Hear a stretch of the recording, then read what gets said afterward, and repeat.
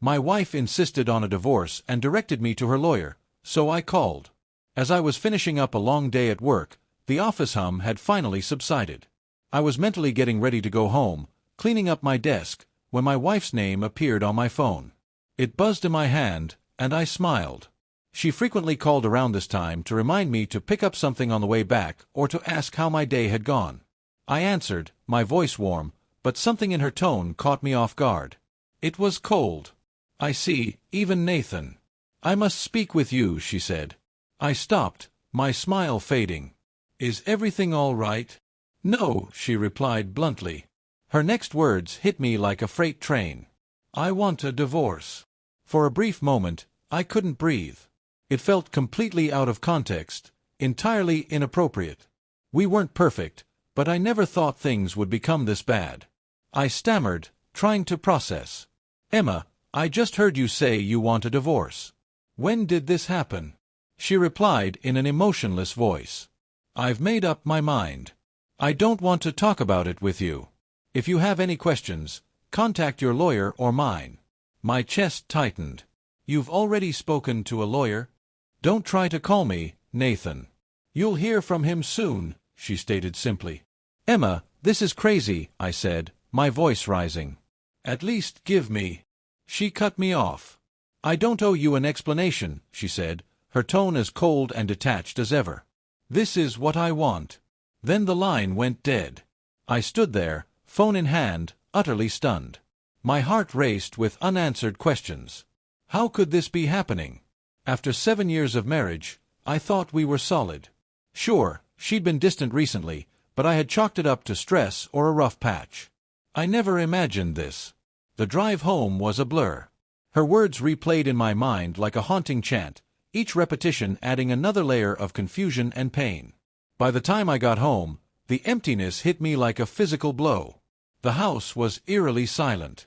I wandered through the rooms, looking for some clue, something to explain what had gone so terribly wrong, but everything was in its place, neat and organized, as if nothing had happened.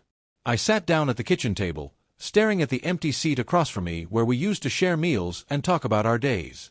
Now it felt like a hollow reminder of what I'd lost. That night, I lay in bed replaying every conversation, every moment from the past year, wondering if I'd missed a sign. By morning, I was exhausted, but one thing was clear: I wasn't going to let this go without answers. If Emma wouldn't explain, I'd find out myself. The following days were a haze of shock and frustration. Emma's sudden declaration echoed in my mind, making it impossible to focus on anything. Then the email arrived. It was from her lawyer, Henry Clark, outlining the steps for the divorce. It was a gut punch. Emma had been planning this. She'd moved pieces on a chessboard I didn't even know I was on. 2 days later, I found myself in Henry's office. The receptionist greeted me with a practiced smile, but inside, I was a mess. Henry, an older man with a polished demeanor, guided me to a conference room. As I sat down, I noticed a flicker of unease on his face, quickly masked by professionalism. "I'm here to make this process as smooth as possible," he said, his tone measured. I leaned forward, my voice firm. "I appreciate that, Mr. Clark, but I'm not here to talk logistics. I want to know why Emma is doing this." He hesitated, shuffling his papers. "I'm not at liberty to discuss personal matters," he replied.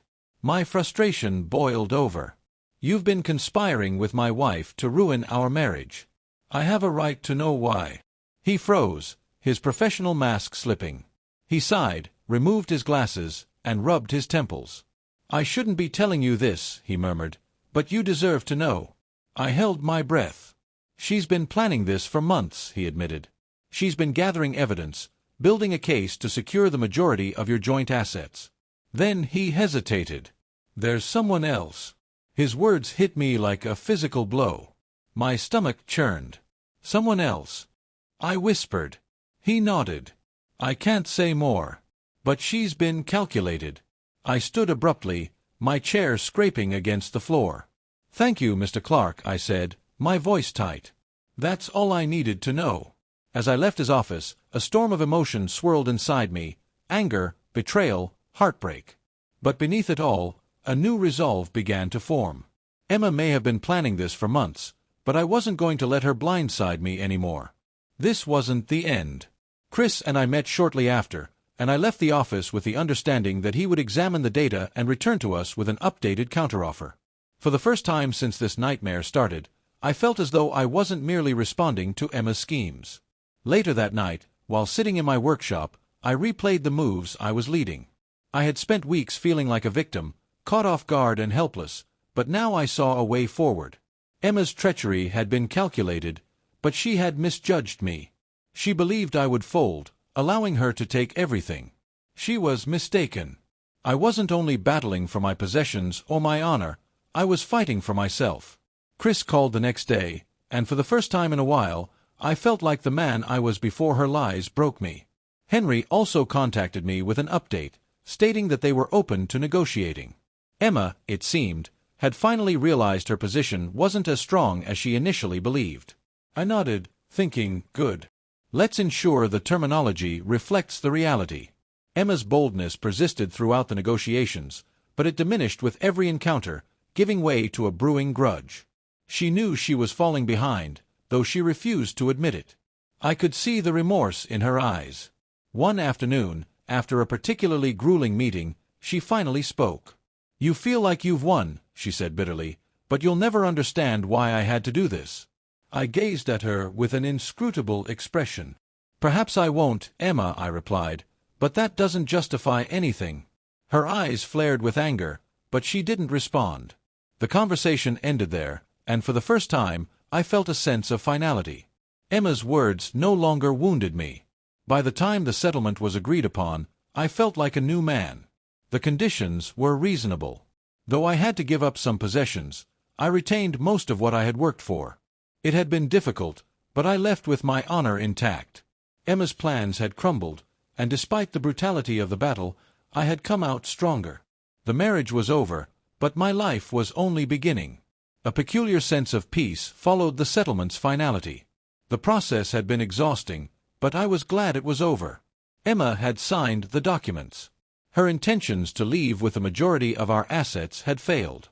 What she walked away with was far less than what she had planned to take.